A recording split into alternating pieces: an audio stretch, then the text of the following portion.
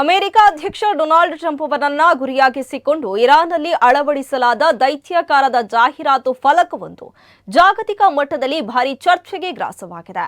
Trump ಅವರನ್ನ ಶವಪೆಟ್ಟಿಗೆಯಲ್ಲಿ ಮಲಗಿರುವಂತೆ ಚಿತ್ರಿಸಿರುವ ಈ ಹೋರ್ಡಿಂಗ್ನಲ್ಲಿ Persian ಹಾಗೂ ಇಂಗ್ಲಿಷ್ ಭಾಷೆಗಳಲ್ಲಿ ವಿ ವಿಲ್ ಕಿಲ್ ಟ್ರಂಪ್ ಎಂಬ ಸಂದೇಶ ಪ್ರದರ್ಶಿಸಲಾಗಿದ್ದು ಸಾಮಾಜಿಕ ಜಾಲತಾಣಗಳಲ್ಲಿ ವ್ಯಾಪಕವಾಗಿ ವೈರಲ್ ಆಗಿದೆ. ಮಧ್ಯ ಟೆಹರಾನ್ನ ಎಂಗಲಾಬ್ ಚೌಕಾದಲ್ಲಿ ಅಳವಡಿಸಲಾದ ಈ ಹೋರ್ಡಿಂಗ್ನಲ್ಲಿ ಟ್ರಂಪ್ ಅವರ ಕೂದಲು ಅಸ್ತವ್ಯಸ್ತವಾಗಿರುವುದು, ಕಣ್ಣು ಹಾಗೂ ಬಾಯಿ ಮುಚ್ಚಿರುವುದು ಮತ್ತು ಎರಡೂ ಕೈಗಳನ್ನು ಎದೆಯ ಮೇಲಿಟ್ಟು ಶವಪೆಟ್ಟಿಗೆಯಲ್ಲಿ ಮಲಗಿರುವ ರೀತಿಯಲ್ಲಿ ಚಿತ್ರಿಸಲಾಗಿದೆ. ಕೆಂಪು ಬಣ್ಣದ ಟೈ ಧರಿಸಿರುವ ಅವರ ಚಿತ್ರಣ ವಿಶೇಷ ಗಮನವನ್ನ ಸೆಳೆದಿದೆ. ಈ ಬೆಳವಣಿಗೆ ಟ್ರಂಪ್ ಅವರನ್ನ ಹತ್ಯೆಗೈಯಲು ಇರಾನ್ ಸಂಚು ರೂಪಿಸಿದೆ ಎಂಬ ವರದಿಗಳ ಬೆನ್ನಲ್ಲೇ ನಡೆದಿದೆ. ಇನ್ನು ಇರಾನ್ನಲ್ಲಿ ಸಾರ್ವಜನಿಕ ಸ್ಥಳಗಳನ್ನ ರಾಜಕೀಯ ಸಂದೇಶಗಳ ಪ್ರಸಾರದ ಮಾಧ್ಯಮವಾಗಿ ಬಳಸುವ ಪರಿಪಾಠ ಹಲವು ವರ್ಷಗಳಿಂದ ಇದೆ.